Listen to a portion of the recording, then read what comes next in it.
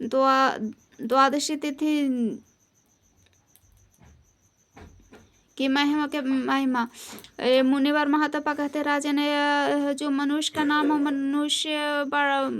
मनुष्य का नाम से मनुष्य पढ़ा जाता है, उसमें से जो मंत्र शक्ति वह चारे वैदिक या तांत्रिक कुछ भी हो, प्रयोजन वर्ष स्वरूप मूर्तिमान विष्णु है। राजन, भगवान नारायण सर्वश्रेष्ठ परम पुरुष, उन परम प्रभु के मन में श्रेष्ठ विषय संकल्प उत्पन्न हुआ। उन्होंने सोचा मैंने जगत की रचना तो कर दी, अब पालन भी तो मुझे ही करना है। सारा कर्म प्रबंध है, समय रूप से स्वरूप धारण किए बिना यह कार्य नहीं हो सकता। अतः यह ऐसी सगुण मूर्ति का निर्माण करूं जिससे इस जगत की रक्षा हो सके। राजन, परम ब्रह्म परमात्मा का संकल्प सत्य होकर रहता है। वे प्रभु इस प्रकार विचार कर ही रहे थे कि इतने में है प्रावक्त विशिष्ट स्वरूप धारण सृष्टि उनके सामने प्रकट हुई।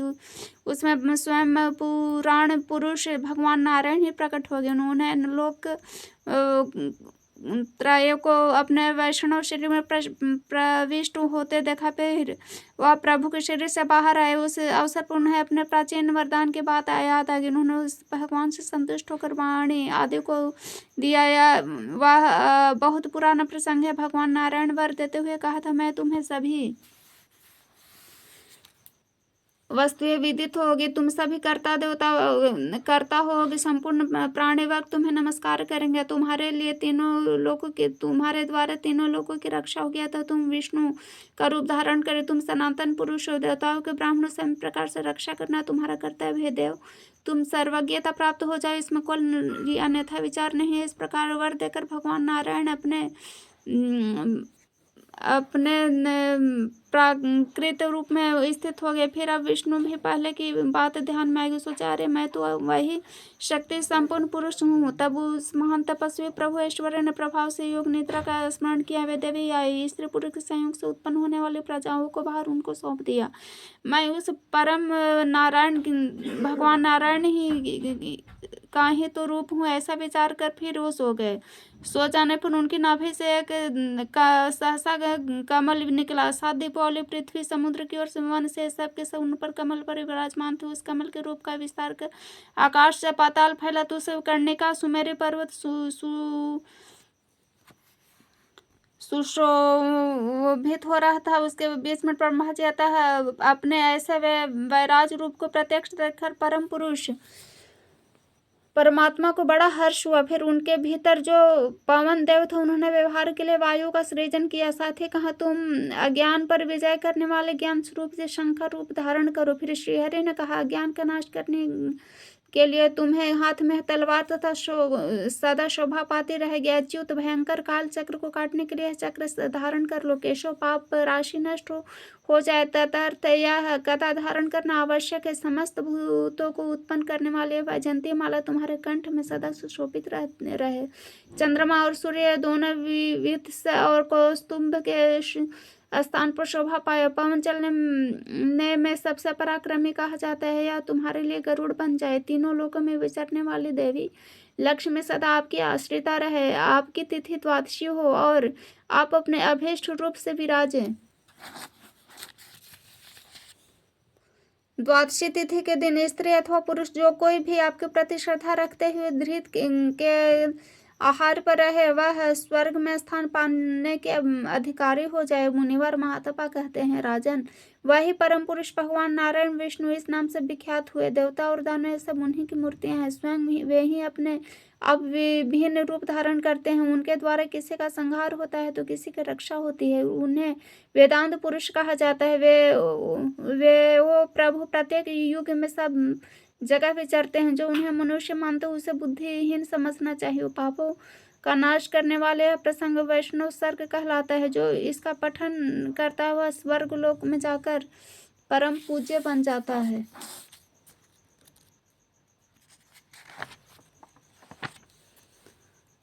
महातपा कहते हैं, राजन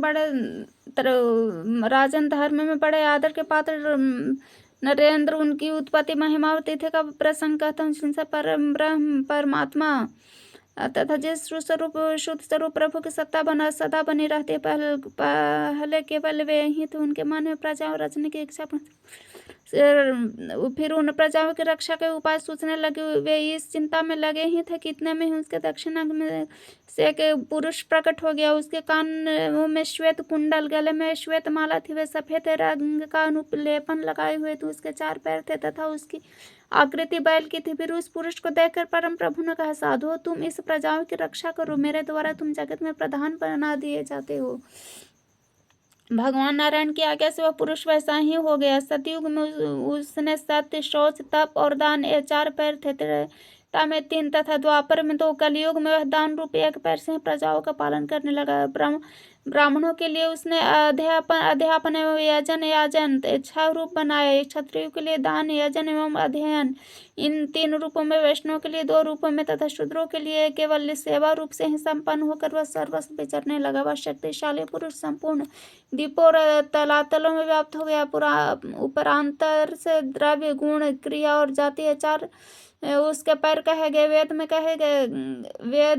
कहा गया है। संहिता पद क्रम में 3 उसके सिंह आदि और अंत स्थान पाए हुए 2 सिरों से वह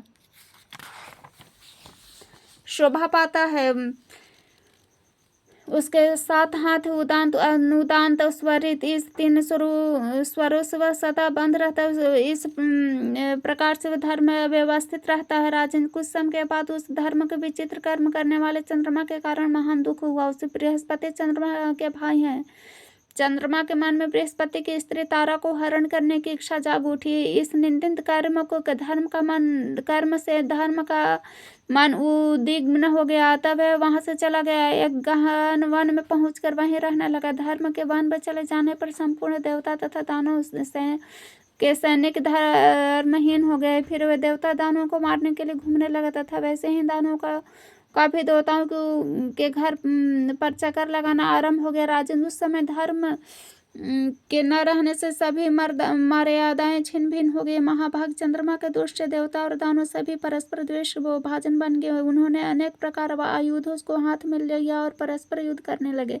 उस संग्राम का कारण केवल स्त्री थी। नारद जी बड़े विनोदी है। दानवों के साथ लड़ते हुए क्रोधित देवताओं को देखकर वे तुरंत अपने पिता ब्रह्मा जी के पास गए और उसकी सूचना दी। ब्रह्मा जी संपूर्ण प्राणियों के पितामह है, तो वे हंस पर आरूढ़ हो युद्ध स्थल पर जाकर उन्होंने सबको मना किया। फिर उन्हें उनसे पूछा, इस समय तुम लोग यह युद्ध किस लिए कर रहे हो? तब सबने उत्तर दिया, भगवान, यह चंद्रमा ही सभी अनर्थों का कारण है। वह अपनी बुद्धि से इस लड़के को अपना बताता है। इस दूषित कर्म से दुखी होने के कारण धर्म गहन वन में जाकर निवास कर रहे हैं। तब ब्रह्मा जी ने उसी क्षण देवता और दानवों के साथ लिया तथा वो वन की ओर चल पड़े। वहां जाकर देखा कि धर्म वृषभ का वेश बनाकर 4 पैरों से विराजमान है। चंद्रमा के समान सफेद उनके सिंह है और वे इधर उधर विचर रहे हैं। ब्रह्मा जी ने उपस्थित देवताओं से कहा। ब्रह्मा जी बोले, देवताओं, यह मेरा प्रथम पुत्र है। इस महामुनि को लोग धर्म कहते हैं। भाई की भाई से अवैध राग करने वाले चंद्रमा के व्यवहार से इसे अत्यंत व्यथा हो रही है। तो तुम सभी देवता और दानव अब इसे संतुष्ट करने का प्रयत्न करें, जिससे फलस्वरूप इसे संपूर्ण सुर एवं असुरों की सम स्थिति हो जाए। राजन, इस प्रकार ब्रह्मा जी के वचन से देवताओं और दानवों को धर्म की बातें निवेदित हो गई और उन्हें बड़ा हर्ष हुआ। तो वह सब लोग चंद्रमा के समान स्वच्छ वर्ण वाले धर्म की स्तुति करने में तत्पर हो गए। देवता बोले, जगत के रक्षा करने वाले महाभाग, तुम्हारा वर्ण चंद्रमा के समान उज्ज्वल है। तुम्हें बार बार नमस्कार है। देव रूप धारण करने वाले प्रभु, तुम्हारी कृपा से स्वर्ग का मार्ग दिख जाता है। तुम कर्म कार्य के स्वरूप तथा सब जगह विराजते हो। तुम्हें बार बार नमस्कार है। पृथ्वी के पालक तथा तीनों लोगों के रक्षक एकमात्र तुम ही हो। जन लोक, तप लोक तथा सत्य लोक सभी तुमसे सुरक्षित रहते हैं। स्थावर एवं जंगम कोई भी प्राणी ऐसा नहीं है जो तुम्हारे बिना स्थित रह सके।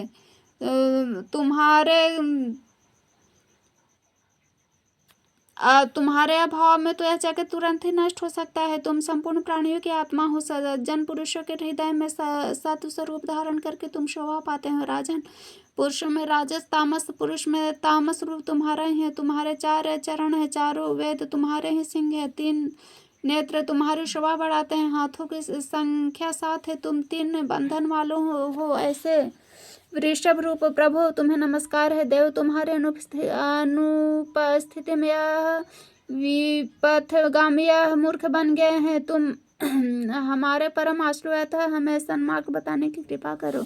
जब इस प्रकार देवताओं ने स्तुति की तो प्रजापालक धर्म और वृषभ के रूप में पधारे थे। वे संतुष्ट हो गए, उनका मन प्रसन्न हो गया। फिर तो उनके शांत स्वरूप नेत्र ने उन्हें सन्मार्ग बता दिया। उन्हें केवल दृष्टि पड़ते हैं। देवता धार्मिक नेत्र से देखने लगे। एक क्षण में ही उनका ज्ञान नष्ट हो गया। वे सम्यक प्रकार से धर्म संपन्न हो गए। असुरों की स्थिति भी वैसे ही होगी। तब ब्रह्मा जी ने धर्म से कहा, धर्म आज से तुम्हारे त्रयोदशी तिथि निश्चित कर देता हूँ। जो पुरुष इस तिथि के दिन उपवास करके तुम्हारी पूजा करेगा वह पापी होकर भी पाप मुक्त हो जाएगा। धर्म